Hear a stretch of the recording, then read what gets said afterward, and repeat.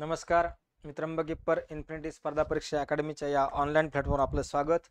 मित्रांनो, मागील बऱ्याच दिवसापासून अकॅडमी आपल्यासाठी ऑनलाईन PYQ डिस्कशन घेऊन येत आहे.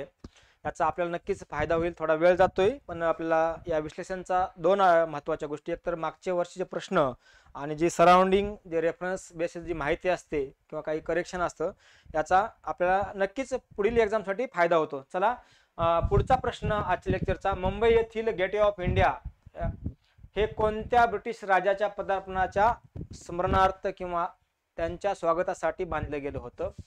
पर्याय आहेत राणी विक्टोरिया, एडवर्ड तृतीय, जॉर्ज पंचम, राणी एलिझाबेथ. मित्रांनो, थोडं लक्षात ठेवा, गेटवे ऑफ इंडिया ही एक कन्सेप्ट आहे. काय? Gateway of India, Pacific gateway of India ही एक कन्सेप्ट झाली. कोणत्या ब्रिटिश राजाच्या पदार्पण, राजा ही दुसरी कन्सेप्ट झाली. आता आणखीन एक प्रश्न येतो, केव्हा बांधला गेला? तिसरा प्रश्न, केव्हा बांधला गेला? आणि त्याच्यापेक्षा पुढचा प्रश्न, का बांधला गेला? भारतामध्ये त्यावेळेस काही विशेष होतं का? होतं. थोडं पार्श्वभूमी समजून घ्या. हा जो राजा होता ब्रिटिशचा त्यावेळेचा होता जॉर्ज पंचम. आपल्या प्रश्नाचं उत्तर मिळालेलं आहे. कोण होता राजा? जॉर्ज पंचम. भारतात केव्हा आले? 1911 ला. का आले? लक्षात ठेवा, तृतीय दिल्ली दरबार, दिल्ली दरबार तिसरंच आयोजन केलं होतं. तिसरं दिल्ली दरबार. आणि याच्या अगोदर किती झाले ते? दोन, 1877 ला आणि 1903 ला दोन वेळा दिल्ली दरबार भरलं होतं. तिसरं दिल्ली दरबाराचं आयोजन करण्यात आलं होतं जेव्हा ब्रिटनचा राजा, भारतीय साम्राज्याचा राजा होता, ते भारतामध्ये येतात तेव्हा त्यांच्या स्वागतासाठी गेटवे ऑफ इंडियाची निर्मिती करण्यात आली होती. बरोबर आहे. त्यांच्यासोबत त्यांची मिसेस पण होती, मेरी. लक्षात ठेवा, प्रश्न स्पेसिफिक विचारू शकतात. हे बांधकाम नंतर केलं गेलं. काय? बांधकाम नंतर झालं गेलं, परंतु बांधकामाच्या अगोदर महत्वाचं म्हणजे गेटवे ऑफ इंडिया ही वास्तू आहे. आपल्याला प्रश्न काय? महाराष्ट्रातील एक वास्तूवर अनुसरून विचारलेला प्रश्न आहे. मुंबईच्या समुद्रकिनारी जॉर्ज पंचमच्या स्वागतासाठी का भारतामध्ये आले होते? दिल्ली दरबार तृतीय मध्ये सहभागी होण्यासाठी. ठीक आहे. यानंतर पुढचा प्रश्न, कोरेगाव भीमाची लढाई कोणत्या वर्षी लढली गेली? मित्रांनो, हा करंट मधला पण दरवर्षी हा विषय असतो आपल्यासाठी. 1718, 1796, 1818 आणि 1857. याचं उत्तर आहे 1858. भीमा कोरेगावचं लढाई, भीमा कोरेगावचं युद्ध म्हणतात ह्याला. ठीक आहे. याच्या नंतर महत्वाचा पुढचा प्रश्न, या ठिकाणी विजयस्तंभ आहे. या ठिकाणी बघा पुढचा, स्वामी विवेकानंदांनी रामकृष्ण मिशनची स्थापना कोणत्या वर्षी केली? रामकृष्ण परमहंस हे स्वामी विवेकानंदांचे गुरु होते. जेव्हा 1893 ला स्वामी विवेकानंद अमेरिकेतील शिकागो या ठिकाणी गेले, तेव्हा परदेशी यात्रा केली गेली त्यांनी. आणि जेव्हा भारतामध्ये आले तर 1897 ला स्वामी विवेकानंदांनी रामकृष्ण मिशनची स्थापना, स्पेसिफिक लक्षात ठेवा, रामकृष्ण मिशनची स्थापना 1 मे 1897 ला बेलूर मठ, कुठं? स्पेसिफिक बेलूर मठ या ठिकाणी केली होती. आपल्या गुरुची आठवण म्हणा, त्यांचं कार्य, त्यांचा वसा, त्यांचं शिकवण, तत्वज्ञान पुढे नेण्यासाठी. स्वामी विवेकानंदांचा जन्मदिवस 12 जानेवारी हा भारतासाठी युथ डे म्हणून साजरा केला जातो भारतामध्ये. पुढचा, भारताच्या स्वातंत्र्य संग्रामामध्ये सक्रिय असलेल्या मुंबईच्या भिकाजी कामा खालीलपैकी कोणत्या समुदायाच्या होत्या? मॅडम भिकाजी कामा, आपल्याला म्हटलं की डोळ्यासमोर एक वाक्य येतं. जर्मनीमध्ये दुसरं काय समाजवादी काँग्रेस अधिवेशन भरलं होतं, आंतरराष्ट्रीय समाजवादी संमेलन. त्या अधिवेशनामध्ये मॅडम भिकाजी कामा यांनी ध्वज फडकवला होता. स्टुअर्ट गार्ड, जर्मनी या ठिकाणी. आणि त्यांच्या विषयीचा हा प्रश्न आहे. मॅडम भिकाजी कामा ह्या कोणत्या समुदायाच्या होत्या? तर उत्तर आहे पारशी समुदाय. पारशी समुदाय हा भारतामधला नव्हता, तर कुठला होता? इराक, इराणचा होता. ते भारतामध्ये काय झाले? मायग्रेट झाले होते. गुजरात असेल, महाराष्ट्र असेल, समुद्रकिनारी त्यांचं वास्तव्य होतं, परंतु भारतामध्ये ते आले आणि भारतीय होऊन गेले. भारतामध्ये आजही आपण त्यांची आडनावं जर पाहिली तर त्यांच्या व्यवसायानुसार ते आडनावं आहेत. ठीक आहे. याच्यानंतर आपला जो प्रश्न होता, त्यांनी कुठं, जर प्रश्न असा आला कोण्या ठिकाणी, कोठे त्यांनी झेंडा फडकवला, तर जर्मनी स्टुअर्ट गार्ड. कुठं? Germany Stuart guard. आपल्यासाठी ही माहिती राहू द्या. पुढचा, भारत छोडो आंदोलन दरम्यान मुंबईच्या ग्वालियर टँक मैदानावर राष्ट्रीय झेंडा कोणी फडकवला? ग्वालियर टँक मुंबई. याचा दुसरा प्रश्न असा येऊ शकतो, आझाद मैदान मुंबई, आझाद मैदान या ठिकाणी 1942च्या आंदोलनाच्या दरम्यान कोणी झेंडा फडकवला? उत्तर आहे 9 ऑगस्ट 1942 ला अरुणा असफ अली. 9 ऑगस्ट 1942 ला अरुणा असफ अली यांनी काय केलं? झेंडा फडकवला होता. भारत छोडो चळवळ 8 ऑगस्ट 1942 ला गांधीजींनी ऐतिहासिक घोषणा केली, काय? करा या मरा, आणि ब्रिटिशांना भारत छोडो चले जाओ. त्याच्यानंतर पुढचा महाराष्ट्रातील बघा 1885 मध्ये भारतीय राष्ट्रीय काँग्रेस स्थापना कोठे झाली? महाराष्ट्रातलं ठिकाण आहेत, 4 शहर दिलीत, नाशिक, नागपूर, मुंबई आणि पुणे. उत्तर आहे मुंबई, म्हणजे आजचं मुंबई त्यावेळेचं बॉम्बे. 28 डिसेंबर 1885 ला. ठीक आहे. गोकुळदास तेजपाल संस्कृत कॉलेज मुंबई. पहिले अध्यक्ष व्यामेशचंद्र बॅनर्जी, दुसरे अध्यक्ष दादाभाई नौरोजी. हे स्पेसिफिक व्यक्ती पाठ करा, आपल्याला याच्यावर नक्कीच प्रश्न येतो. काय आता जर टफनेस वाढला तर एका साईडला अधिवेशन, दुसऱ्या साईडला ते स्थान, आणि त्याच्यानंतर त्याचे अध्यक्ष व त्याच्यातला आउटपुट पण विचारू शकतात. पुढचा प्रश्न 1919 मध्ये स्थापित झालेल्या बॉम्बे सैनिक मंडळ हे महाराष्ट्रातील टिंबटिंब राज्यामधील कशाचे पूर्व प्रवर्तक होते? महाराष्ट्र राज्य सैनिक, नाविक आणि एअरमॅन बोर्ड, राज्य सैनिक मंडळ किंवा सैनिक कल्याण मंडळ. तर याचं उत्तर आहे सैनिक कल्याण मंडळ. काय? सैनिक कल्याण मंडळ हे याचं उत्तर आहे. 25 मार्च 1919 तारीख येते, 25 मार्च 1919 ही तारीख महत्वाची आहे. काय? बॉम्बे सैनिक मंडळ. त्याच्यानंतर पुढचा प्रश्न, भारतीय राष्ट्रीय सेना ज्याला आपण इंडियन नॅशनल आर्मी, राणी लक्ष्मीबाई फलटण ज्याला राणी झाशी रेजिमेंट किंवा ब्रिगेड म्हणतो आपण, काय? राणी झाशी रेजिमेंट किंवा ब्रिगेड म्हणतो, याचं नेतृत्व कुणी केलं होतं? स्पेसिफिक नाव विचारलेत. मी आताच मागच्या लेक्चर मध्ये म्हटलं होतं इंडियन नॅशनल आर्मीचे 4 महत्वाचे बटालियन होतं आणि 1 महिला बटालियन होतं. Nehru battalion, Azad battalion, Gandhi battalion, लक्षात ठेवा. आणि सुभाषचंद्र बोस यांचे नाव सुभाष बटालियन, लक्षात ठेवा. हे माहित आपला प्रश्न येतोच, परंतु 1 बटालियन होतं राणी झाशी रेजिमेंट, त्यांचं नेतृत्व लक्ष्मी सहगल यांनी केलं होतं. कुणी केलं होतं? लक्ष्मी सहगल यांनी केलं होतं. समर्थ रामदास हे 17व्या शतकातील महाराष्ट्रातील एक होते सरदार, राजकीय व्यक्ती, संत कवी, स्वातंत्र्य सैनिक. तर काय होते? संत कवी. दासबोध आणि मनाचे श्लोक हे त्यांचं लिखाण होतं. लक्षात राहू द्या, महाराष्ट्रातील जालना जिल्ह्यातील जांब हे त्यांचं जन्म ठिकाण आहे. प्रश्न कसाही झाला, त्यांचं लिखाण विचारलं तर दासबोध आणि मनाचे श्लोक. काय? दासबोध आणि मनाचे श्लोक. मुद्दाम त्यांनी शतक विचारलेलं आहे. काय? स्पेसिफिक शतक. शिवाजी महाराजांचे ते समकालीन होते, लक्षात ठेवा. आपल्याला ह्या गोष्टी माहिती असाव्यात. पुढचं, खालीलपैकी कोणते नृत्य प्रकार महाराष्ट्रातील संबंधित नाही? कुचिपुडी, लावणी, तमाशा, पोवाडा. मित्रांनो, कुचिपुडी आंध्र प्रदेश, लावणी आहे, तमाशा आहे, पोवाडा आहे. अफजल खानांचा वध यात संबंधी पोवाडा, छत्रपती शिवाजी महाराजांवर पोवाडा आहे. तमाशा महाराष्ट्राची बघा, लक्षात ठेवा. आजही फेमस हे सगळ्या गोष्टी आजही चालू आहेत. लावणी चालू आहे, तमाशा चालू आहे, पोवाडा, कारण का हा महाराष्ट्राचा सांस्कृतिक वारसा आहे. त्याच्यानंतर या संबंधित व्यक्तीवर प्रश्न येऊ शकतो. प्रसिद्ध लावणी लक्षात ठेवा सम्राज्ञी म्हणून प्रश्न येऊ शकतो. तमाशावर बघा, रघुवीर खेडकर, कांताबाई सातारकर, आपण भिका भीमा हे नाव ऐकले असतील, चंद्रकांत ढोळपुरीकर हे तमाशा मंडळ आहेत. पोवाडा संबंधी शाहिरांचे नाव फेमस, अमर शेख. आज बी लक्षात ठेवा, काही प्रसिद्ध शाहीर आहेत, त्यांच्यावर त्यांचे पोवाडे प्रसिद्ध आहेत. यानंतर खालीलपैकी कोणी 1815 साली आत्मीय सभेची स्थापना केली? 1815 स्पेसिफिक लक्षात ठेवा. मी एवढंच म्हणेल, 1815 जर वर्ष पाठ आहे तर रूल आउट करा, काही गोष्टी आपल्या लक्षात येतील.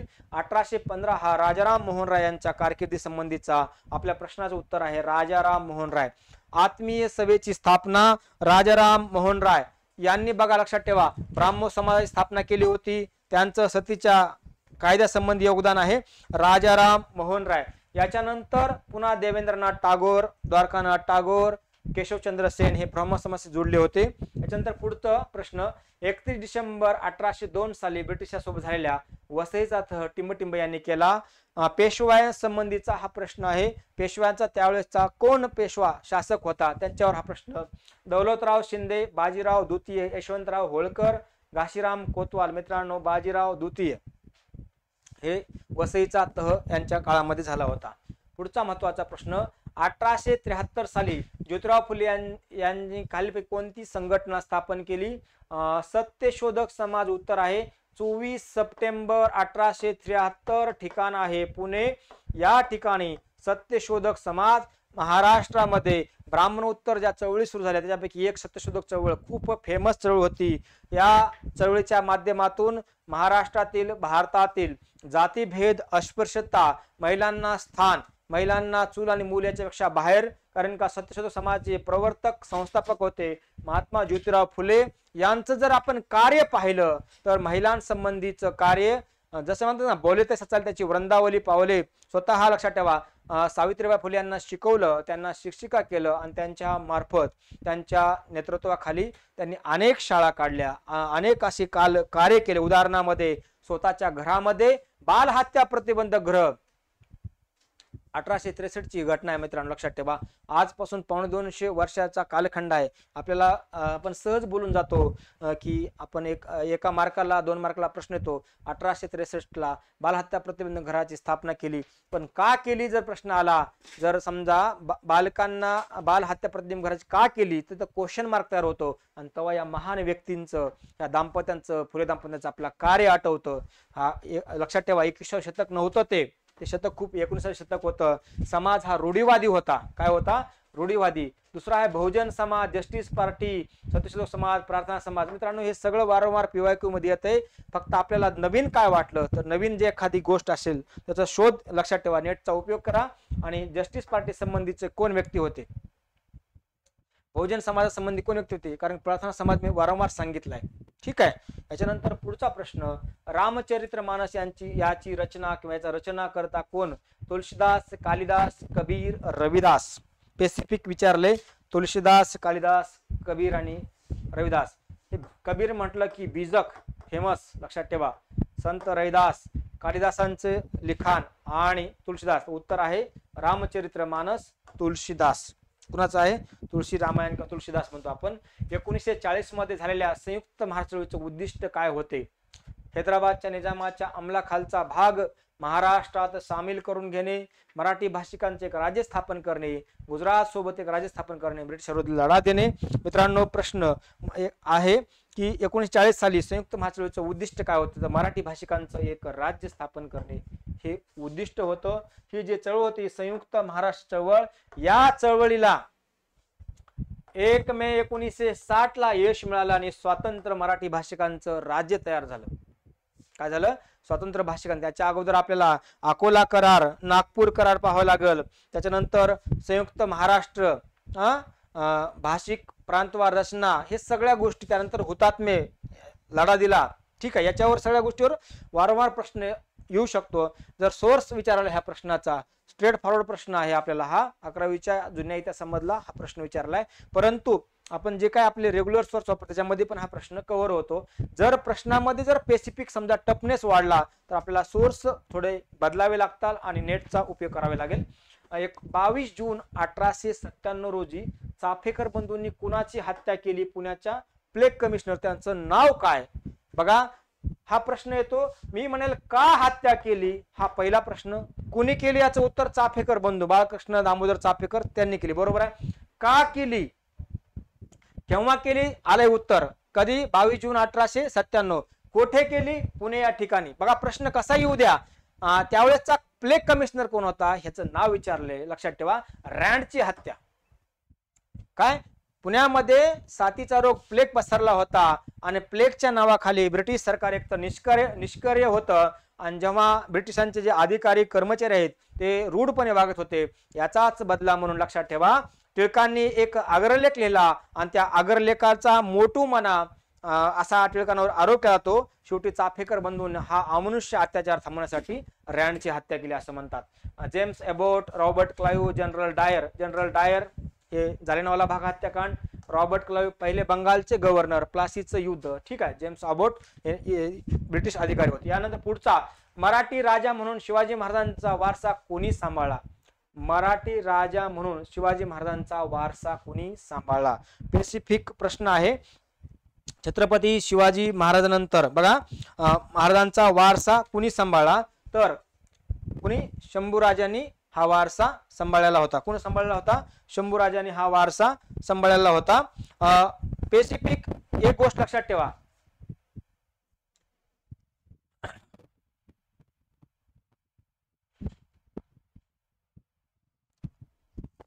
छत्रपती शिवाजी महाराजांचा कालखंड किती आहे बघा? 1630 ते 80, 1680 ते 89 पर्यंत शंभूराजे हे महाराजांनंतर कोण होते? मराठा साम्राज्याच्या गादीवर होते. 79 नंतर कधी? 1679 ते 1700 पर्यंत राजाराम महाराज होते. आणि त्यांच्या नंतर लक्षात ठेवा मग शाहू महाराजांची सुटका आणि शाहू महाराज लक्षात ठेवा. म्हणून संभाजीराजे हे आपल्या प्रश्नाचं उत्तर आहे. पुढचा प्रश्न, 1832 मध्ये पहिले, लक्षात ठेवा, मराठी वृत्तपत्र बॉम्बे इथून दर्पण कुणी सुरू केलं किंवा ज्याला बॉम्बे दर्पण? भवानी विश्वनाथ कानडे, गोपाळ हरी देशमुख, भाऊ महाजन आणि बाळशास्त्री जांभेकर. 1832 ला दर्पण दिग्दर्शन बाळशास्त्री जांभेकरांचं हे काय होतं? मुंबई येथून काय झालं? दर्पण हे वृत्तपत्र सुरू झालं होतं. तानसेन पहिले की थोडं स्पेसिफिक माहिती लक्षात ठेवा, मराठी भाषेतील पहिलं वृत्तपत्र होतं काय? तर इंग्रजी भाषेतील पहिलं वृत्तपत्र, भारतातील पहिलं वृत्तपत्र. आपला असा स्पेसिफिक व्यक्तीच्यावर फोकस करून वृत्तपत्र विचारू शकतात. उदाहरणामध्ये अरविंद घोष संबंधीचं वृत्तपत्र, त्याचप्रमाणे टिळकांचे वृत्तपत्र, असं स्पेसिफिक बाळशास्त्री जांभेकरांचं दर्पण आणि दिग्दर्शन हे माहिती राहू द्या. तानसेन हा कोणत्या सम्राटाच्या दरबारात होता? मित्रांनो, तानसेन हा कोणाच्या दरबारामध्ये होता? उत्तर आहे अकबराच्या दरबारामध्ये. अकबर 1556, लक्षात ठेवा, नंतर जहांगीर पर्यंत 1605-6 पर्यंत हा कालखंड आहे. या अकबराच्या दरबारामध्ये 9 रत्न होते. किती? 9 रत्न. त्या 9 रत्नापैकी एक होता तानसेन. काय होता? हा दरबारी गायक होता. कोण होता? तानसेन हा काय होता? दरबारी गायक होता. ज्याला आपण अबुल फजल म्हणतो, अकबरनामा किंवा आईने अकबरी, फैजी, मुल्ला दो प्याजा, तानसेन, मानसिंग, हे जे मी नाव घेतोय, तोडरमल, हे अकबराच्या 9 रत्नापैकी एक व्यक्ती. लक्षात ठेवा काय होते? 9 रत्नापैकी होते. हा प्रश्न कसा येऊ शकतो? खालीलपैकी कोणता 9 रत्न अकबराच्या दरबारामध्ये गायक होता? त्याचे उत्तर तानसेन येईल. कसाही प्रश्न फिरून आला काय? इथं फक्त 9 रत्न हा शब्द पाठ करा, ठीक आहे. याच्यानंतर पुढचा प्रश्न, पंचशील कराराची घोषणा कोणी केली? मित्रांनो, पंचशील करार महात्मा गांधी, सरदार पटेल, राजेंद्र प्रसाद, जवाहरलाल नेहरू. आपल्याला 2 रूल आउट करता आलं पाहिजे. 1954-55 दरम्यानचा हा पंचशील करार आहे. सरदार पटेलांचा 1950 ला मृत्यू होतो, हे उत्तर कटलं. महात्मा गांधींचा 1948 ला, हे पण उत्तर कटलं. एका 2च ऑप्शन आपल्या समोर असतात. तर उत्तर आहे त्यावेळेचे तत्कालीन भारताचे पहिले पंतप्रधान जवाहरलाल नेहरू यांनी पंचशील कराराची घोषणा केली होती. हा जो पंचशील करार आहे, लक्षात ठेवा, पंचशील करार हा महत्वाचा करार आहे. हा 1954, लक्षात ठेवा डेट. पंचशील कराराचा अर्थ काय होतो? एकमेकाच्या सीमेमध्ये म्हणजे घुसखोरी करायची नाही, अंतर्गत कारभारामध्ये 2 देशांनी हस्तक्षेप करायचा नाही, विनाकारण आक्रमण करायचं नाही, अशा टाईपचे हे पंचशील काय तत्व होते. यालाच आपण पंचशील करार असे म्हणतात. आणि भारत आणि चायना संबंधीचा, लक्षात ठेवा, आपल्याला ह्या गोष्टी माहिती राहाव्यात. परीक्षेला प्रश्न येतो, कसाही प्रश्न आला तर याचं उत्तर देता आलं पाहिजे. याच्यानंतर आपल्याला मी एक प्रश्न विचारला होता मागच, की जेव्हा जग 2 गटामध्ये विभागलं गेलं त्याला आपण शीतयुद्ध म्हणतात, परंतु एक तिसरा जग तयार झाला होता त्याला अलिप्तवाद किंवा ज्याला नॉन अलायन्ड मुवमेंट असे म्हणतात, ठीक आहे. त्याचप्रमाणे हे जवाहरलाल नेहरू यांनी, लक्षात ठेवा, हे पंचशील तत्वाची घोषणा केली होती. मला कमेंट मध्ये 5 तत्व कोणते आहेत पंचशील ते नक्की सांगा, कारण का ह्याच्यावर आपला प्रश्न येऊ शकतो. त्याच्यानंतर कुणाला भारताचा पितामह म्हणून ओळखला? गोपाळकृष्ण गोखले, दादाभाई नौरोजी, महात्मा गांधी, बाळ गंगाधर टिळक. पितामह, राष्ट्रपिता नाही, पितामह, लक्षात ठेवा. तर दादाभाई नौरोजी. ब्रिटिश पार्लमेंटचे पहिले व्यक्ती सदस्य होते ज्यांनी ड्रेन ऑफ वेल्थ हा सिद्धांत मांडला. सुरुवातीला आपल्या उत्पन्नाचं हे केलं. जगामध्ये मुख्यतः लंडनमध्ये संघटना स्थापन केली, भारतामध्ये पण संघटना स्थापन केली आणि पुस्तकाच्या माध्यमातून आवाज उठवला. आणि काँग्रेसच्या संस्थापकापैकी एक व्यक्तिमत्व दादाभाई नौरोजी एकूण काँग्रेसच्या 3 अधिवेशनाचे अध्यक्ष होते, 1886, 1893 आणि 1906. ठीक आहे, आपल्या ह्या बेसिक गोष्टी माहिती राहू द्या. दादाभाई नौरोजी. त्याच्यानंतर 15 ऑगस्ट 1948 रोजी साधना या साप्ताहिक पत्रिकेचे स्थापन केलेल्या स्वातंत्र्य सेनानी, लेखक आणि समाजसुधारकांचं नाव काय? 15 ऑगस्ट 1948 बरोबर स्वातंत्र्यानंतर 1 वर्षांनी कुणी साधना हे साप्ताहिक सुरू केलं? पांडुरंग सदाशिव साने, त्यांना आपण साने गुरुजी म्हणतो. पंढरपूरचा सत्याग्रह ज्यांनी केला, चले जाओ चळवळीमध्ये ज्यांनी कारावास भोगला, साने गुरुजी. श्यामची आई या पुस्तकाचे लेखक साने गुरुजी यांनी 15 ऑगस्ट 1948 ला साधना हे साप्ताहिक सुरू केलं होतं. कमेंट मला त्यांचे इतर साप्ताहिक पण सांगा, वर्तपत्र सांगा, कारण का प्रश्न हा कसाही फिरून येऊ शकतो. पुढचा, महाराष्ट्रातील धोंडू केशव कर्वे यांनी त्यांच्या क्षेत्राबद्दल योगदानासाठी भारतरत्न पुरस्कार मिळाला. त्यांचं कार्य विचारलं मित्रांनो.